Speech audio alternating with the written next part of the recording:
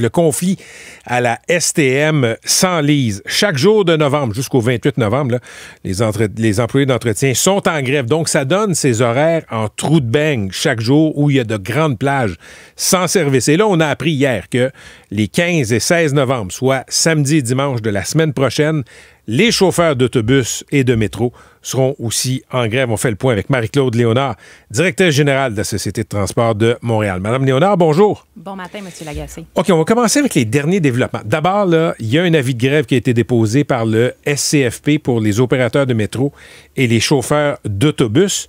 Est-ce que ce sera encore une fois zéro service de bus et de transport les 15 et 16 novembre? Bien, c'est sûr que le niveau de service va être défini par le tribunal administratif du travail. C'est pas fait encore. Mais c'est pas fait encore. OK. Et la STM ira défendre les droits de la clientèle. Pour nous, c'est inacceptable d'avoir 2 jours sans offre de service. Et on fait un appel à toutes les organisations qui ont été impactées, que ce soit par la grève du 1er où on l'a vécu le 1er novembre sans service, pour être capable d'écrire au TAT ou demander un acte d'intervention. Pour nous, il faut aller plaider un minimum de services pour la population. Mais si j'ai bien compris, pour avoir lu les 2 décisions récentes du tribunal administratif, là, tant que ça saigne pas, tant que la sécurité au sens très étroit du public et la santé du public n'est pas mise en danger, il n'y a pas lieu de restreindre le droit de grève. Fait que si le passé est garant de l'avenir, il n'y aura pas d'autobus samedi et dimanche de la semaine prochaine à Montréal, ni de métro. Et notre première étape, c'est de discuter avec notre partenaire syndical. On a réussi à le faire avec les gens d'entretien pour avoir un minimum de services le week-end, ce que vous appelez des horaires en trou de beigne. Donc, notre première étape, c'est ça. Mais pour nous, on a le devoir de tenter d'aller influencer pour notre clientèle. Et présentement, on a vu là, ce qui s'est passé. On est aussi en lien avec les gens des banques alimentaires, les institutions de santé. Il y en a qui ne peuvent pas aller se nourrir, il y en a qui ne peuvent pas aller à leur rendez-vous d'oncologie. Alors, il faut donner un minimum de services à la population. Qu'est-ce qui achoppe avec l'entretien aujourd'hui, le 7 novembre? Qu'est-ce qui permettrait de faire débloquer le litige? Bien, c'est sûr qu'avec l'entretien, on le sait, les parties sont encore éloignées. C'est pas facile de se rapprocher. Toutefois, moi, la semaine passée, on a pris le téléphone, on a fait des rencontres un petit peu plus restreintes avec le syndicat, tenter de voir si on pouvait avoir des discussions en mode solution, sortir de la boîte, trouver des voies de passage. C'est pas évident, c'est pas facile. On a été reconvoqués par les médiateurs hier et aujourd'hui. Donc, on continue à tenter de se rapprocher. Nous, c'est sûr que la STM, on est venu revoir nos demandes essentielles. On est venu revoir l'envergure et on essaie de trouver des points de passage avec ce qu'ils nous ont donné. Mais on veut régler rapidement, ça c'est certain, mais on doit respecter notre cadre financier. Je me souviens que le syndicat CSN pour les employés d'entretien, Mme Léonard, demandait 5 % par année sur 5 ans, donc 25 % d'augmentation. Vous disiez que c'était pas possible. Est-ce que c'est encore ça la demande? Bien, la demande sur la table est encore comme ça. Là. Même, je dirais qu'on est plus que le double du cadre, là, mais elle est plus élevée que ça, la demande qui est sur la table. Là. Elle est plus élevée que le 25 %. Là. On a du 28 de 27 % pour 60-70 % des employés. Donc ça, c'est encore là. Mais au-delà de ça, il y a des clauses qu'il faut s'entendre pour qu'on puisse aussi régler le financier. Mais vous l'avez vu, le cadre est fixe. Il n'y aura pas de nouvel argent. On travaille avec le syndicat chauffeur. On a trouvé avec eux des pistes d'économie qu'on réinjecte dans le salaire des chauffeurs. Donc, alors, il faut trouver la façon de le faire avec l'entretien. Ce qui m'amène aux chauffeurs, ça, c'est le syndicat SCFP. Eux, qu'est-ce qui achoppe encore, là? Qu'est-ce qui marche pas? Qu'est-ce qui empêche un deal? Bien, je vous dirais que ça tourne pas mal, ça roule là, à la table, on avance, on règle des choses. Donc, ça va mieux avec les chauffeurs d'autobus qu'avec les employés d'entretien? Définitivement. Donc, on a vraiment un momentum pour être capable de régler. On a souvent pensé qu'on était capable d'y arriver. Alors, pour nous, il y a un momentum. C'est sûr que le cadre financier demeure un enjeu, mais on y travaille avec eux pour trouver des solutions. Soraya Martinez-Ferrada était assise où vous êtes il y a 2 jours. Hier, et elle dit 15 novembre, il faut que ce soit réglé. Est-ce que c'est réaliste? 15 novembre, là, c'est dans une semaine.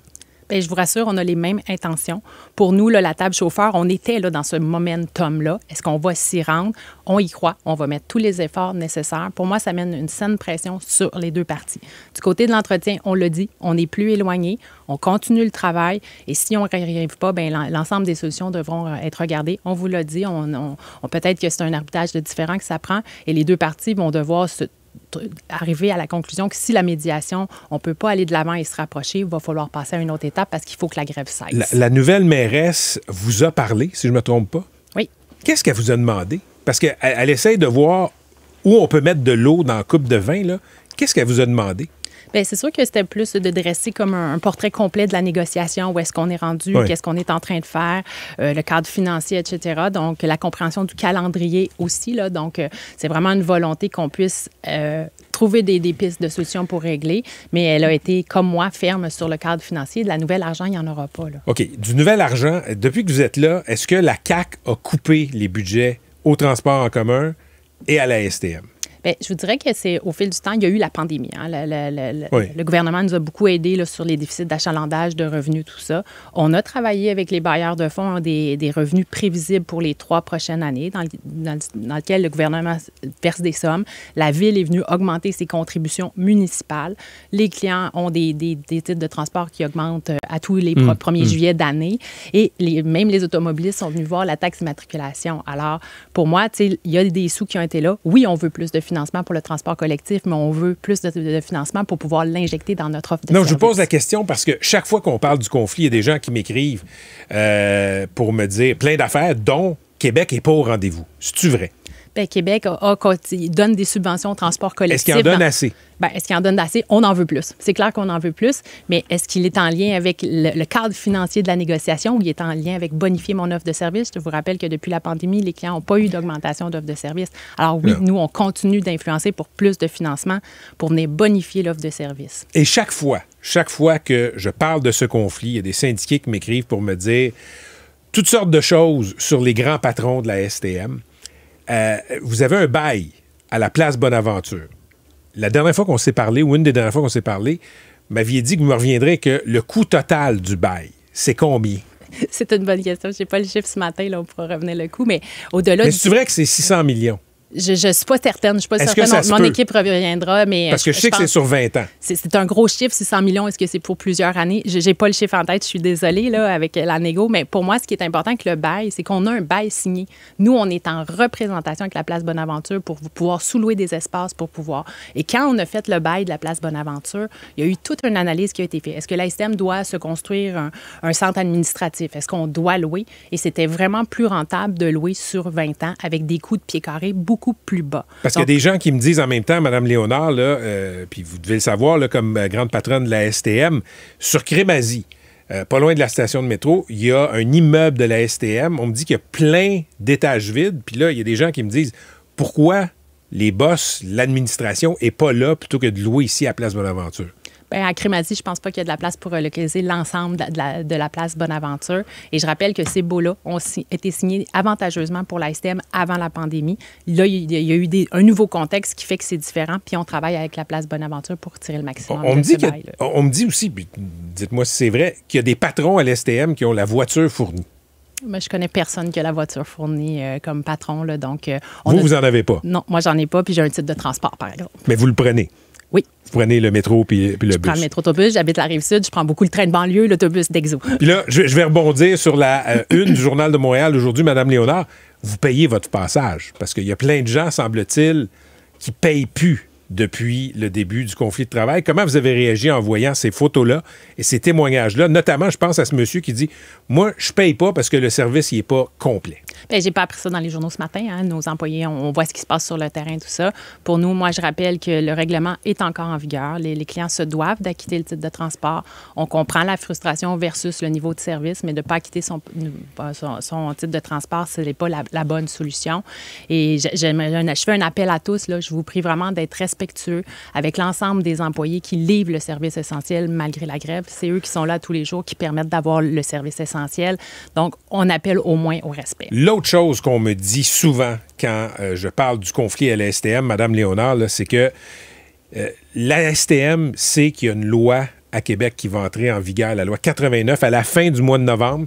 Ça va permettre, semble-t-il, au gouvernement de mettre fin à certains conflits qui ont un grand impact sur le public. On peut penser aux conflits dans votre organisation, la STM. Et là, les gens disent, je veux vous entendre là-dessus, la STM a tout intérêt à jouer l'horloge, à jouer fessier, à ne pas trouver de deal, à négocier de mauvaise foi parce que Québec va venir sauver la STM. Qu'est-ce que vous répondez à ça? Bien, la réponse, c'est pas du tout. Moi, je l'ai dit, je le répète, on a un cadre légal, on a la loi 24, on a ce qu'il faut pour opérer à travers ça. Une entente avec un arbitrage de différends, c'est jamais la meilleure des choses. Une entente négociée, c'est toujours meilleur pour les deux parties. Autant nous que la partie syndicale, quand on va en arbitrage différent, on ne sait pas où est-ce qu'on va atterrir.